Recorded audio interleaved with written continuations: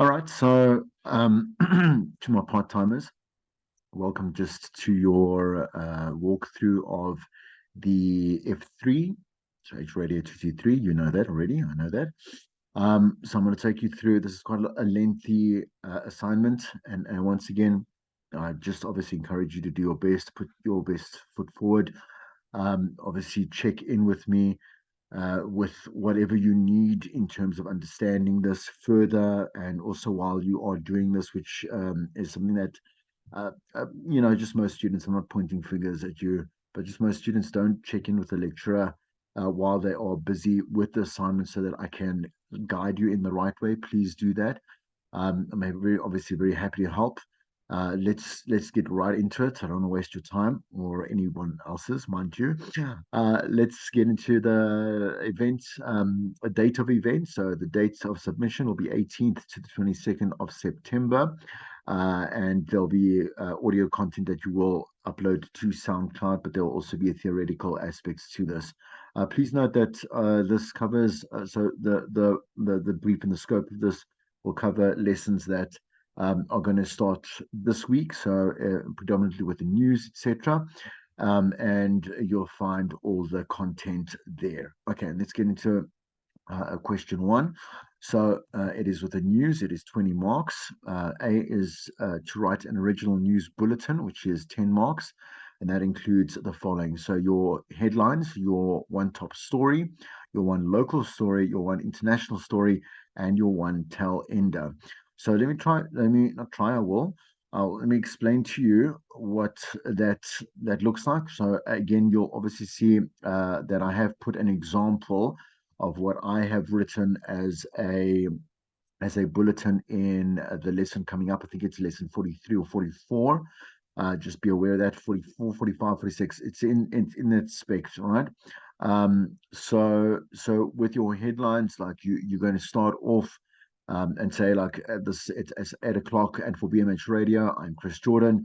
With your top stories today is whatever whatever, and then do just a one sentence summary. Do not do short sentences. In other words, do not leave out words. Okay, so a lot of students actually go and they do short sentence or short cursive. I don't know what they call it, but anyway, it's basically bulletin board, billboard headlines. So when you go past like a poll, you'll see, let's say, a very it's a short sentence of what might be in the newspaper, like if you see in the Citizen or whatever it is, Tory News, whatever it may be, right? So with you're going to have to you must do full sentences when you are doing your headlines, and then obviously once again within the story, when you get to the bulletins themselves, remember it is 5 sentences using the inverted pyramid of news writing. So from most important to least important facts, all facts are important. And when you do write the bulletin, so here it doesn't necessarily say where you must go and get the bulletin or whatever it is, or the stories. Just make sure that when you do write them, they just are relevant. So you can go have a look at your news sources, excuse me. So either it's News 24 or it is Times Live or it's the Sunday Times. It doesn't really matter. Just make sure that the one top story is a national story, a national interest of national interest.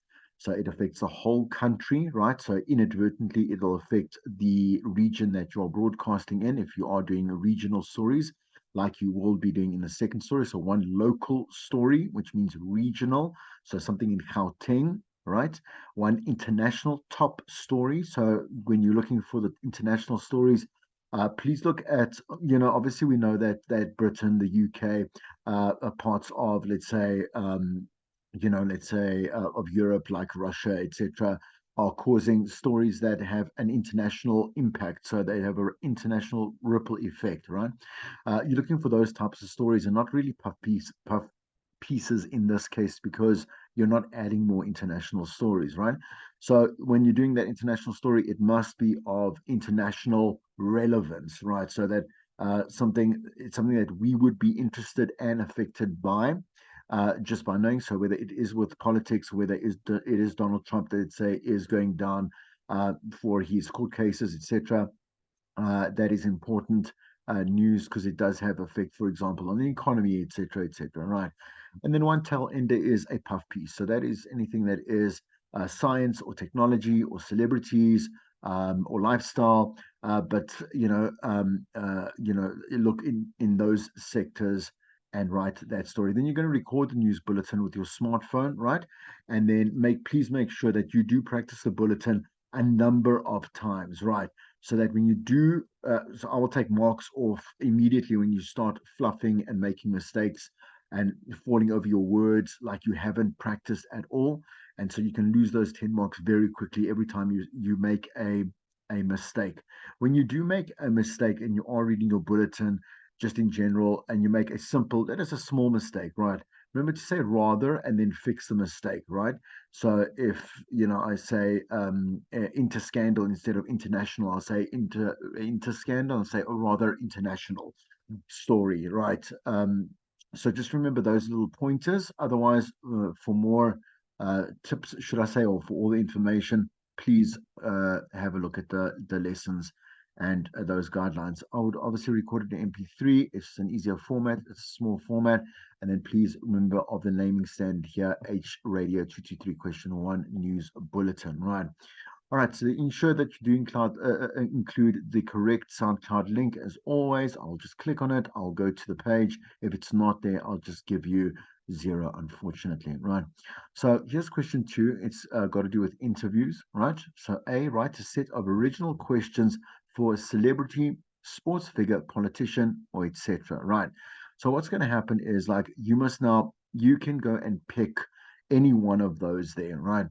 What you've got to do with an interview is that you've got to contextualize it so that we have a reasoning for why it is that you are doing the interview. You can't just randomly say, I'm going to interview whatever it is, like Kelly Kamala or whatever it is around. But you're not saying that it's around the court cases and around the murder, etc., right? You've got to contextualize that before you write the questions themselves, because when you contextualize and you write that little summary intro of how you introduce a guest, like you'll have a lot more space to ask a lot more or richer questions around what it is that this particular guest can offer you. What we do when we set up interviews, when we prep interviews, is that we do, let's say, set up, let's say, 5 to 7 questions, right?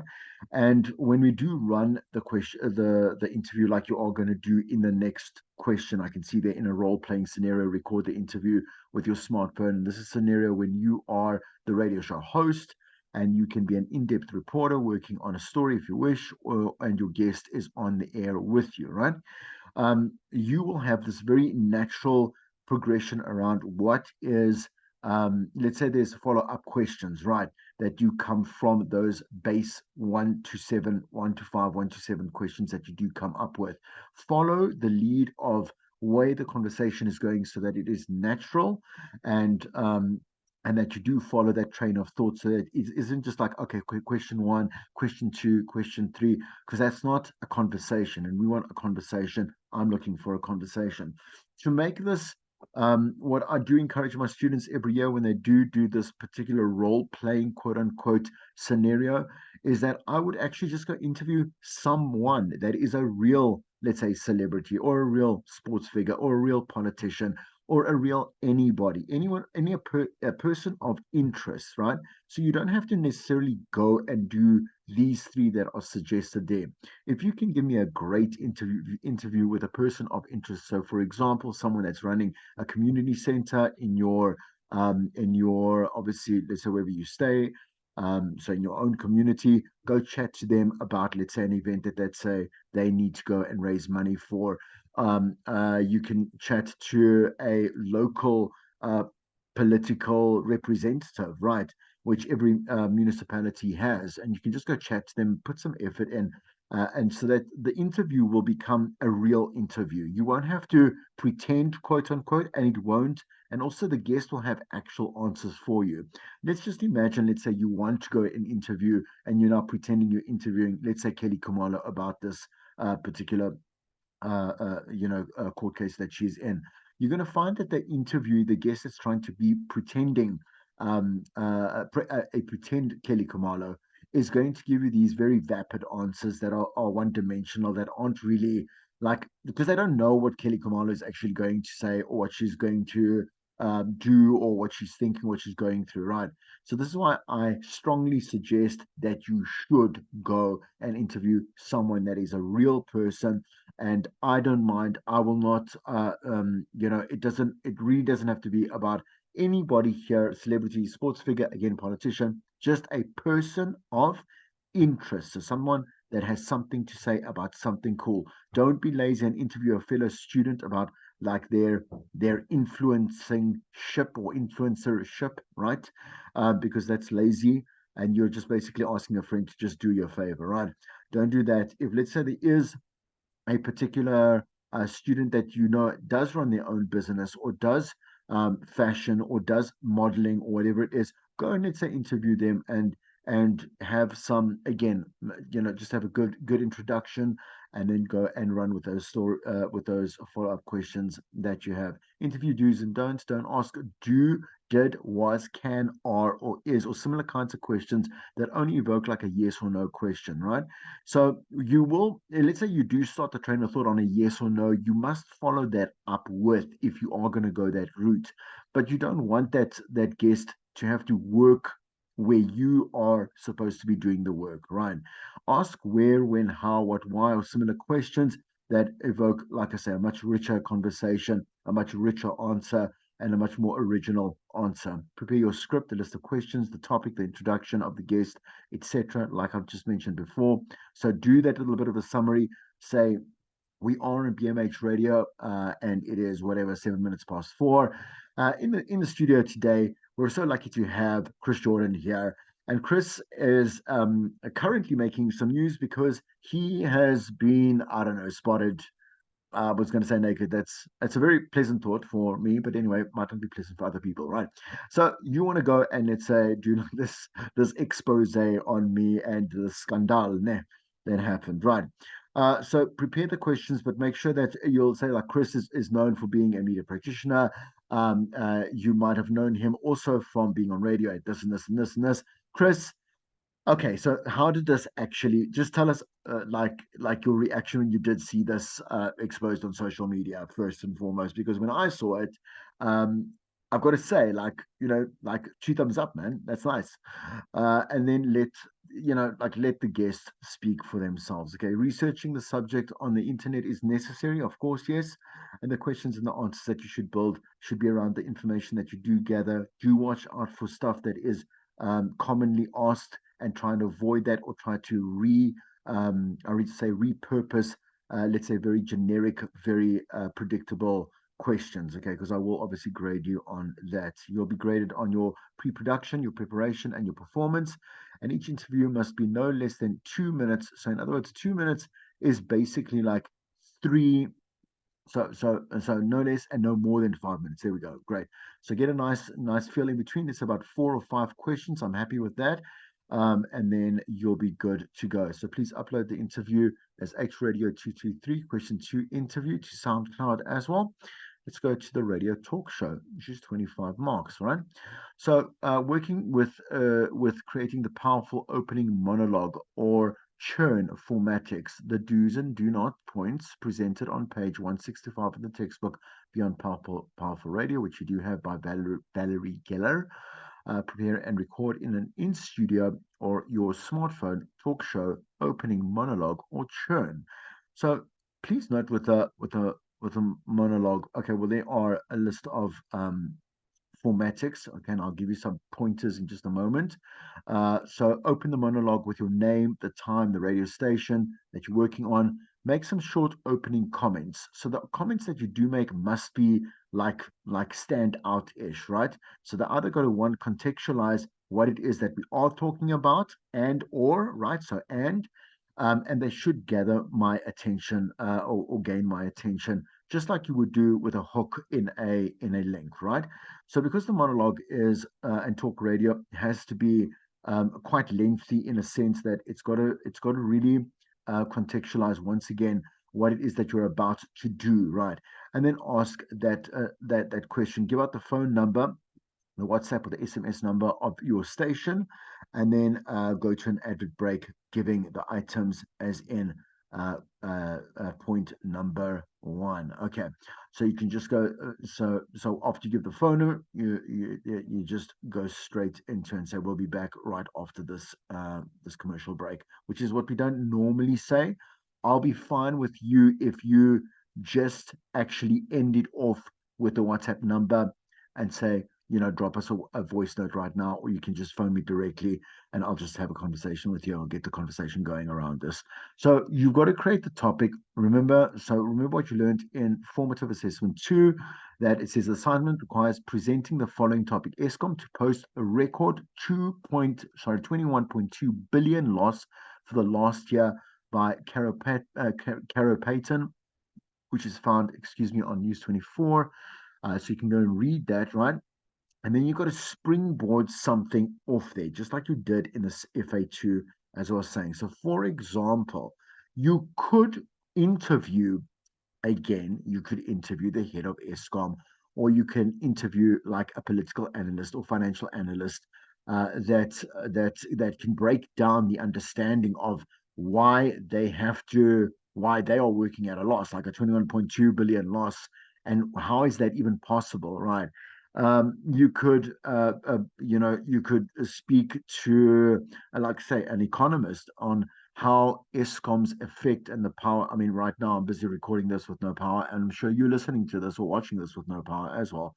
So you could spin something off directly on how and let's say, I would say, for let's say a community analyst, for example, a community representative has spoken about how the community has suffered, for example, under the hands of, ESCOM.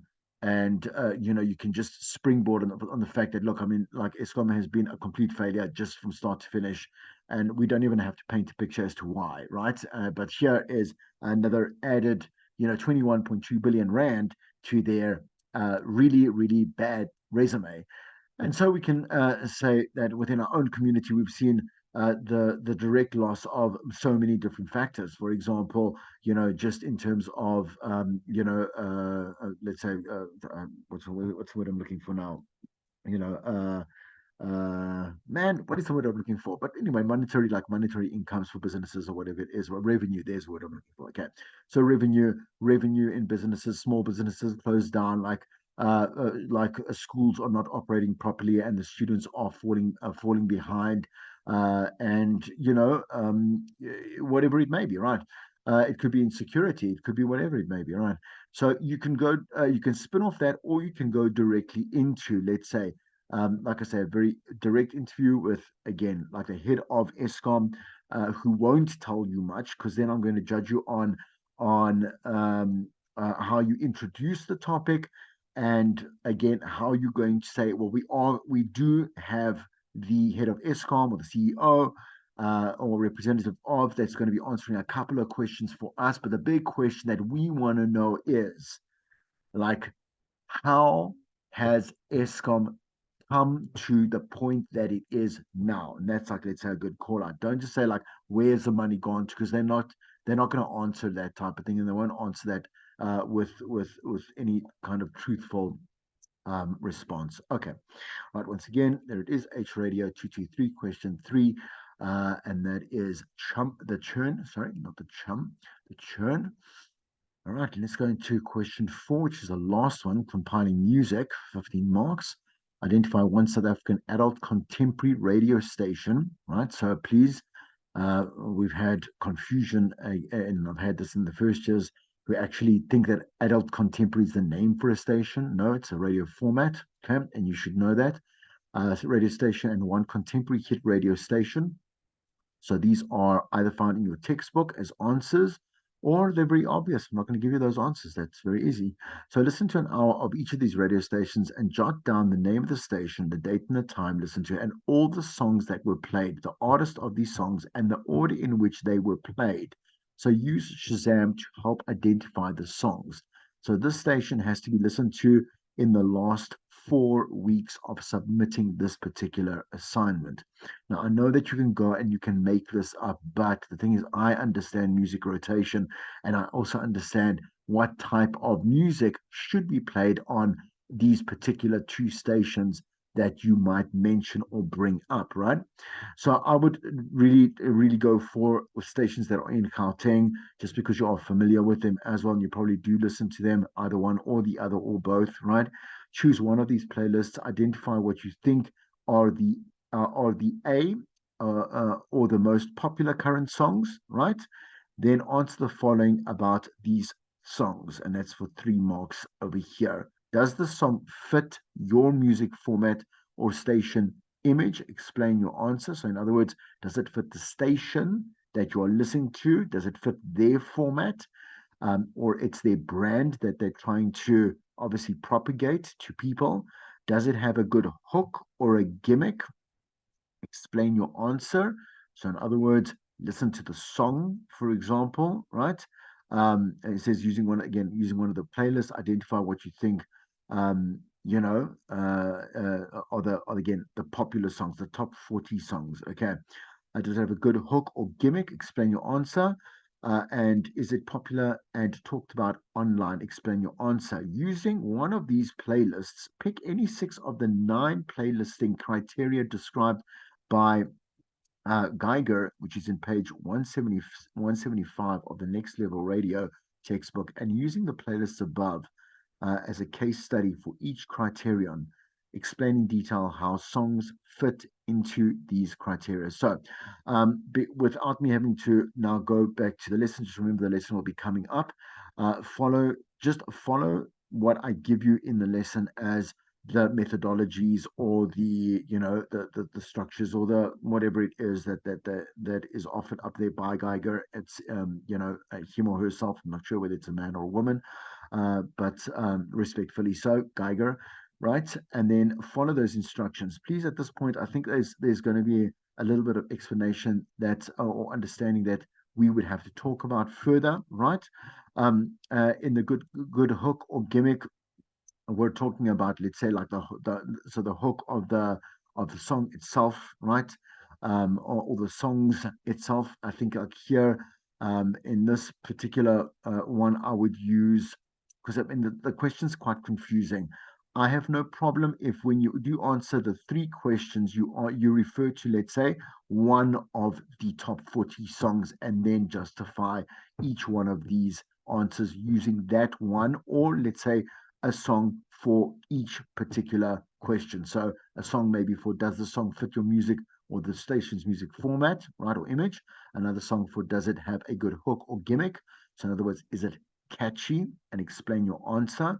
So again, you've got to understand the formatics of music generation or music production, and is it popular and talked about online? So you would go and then go and have a look at that. And again, you could use another song, or you could just use the same song again. Okay.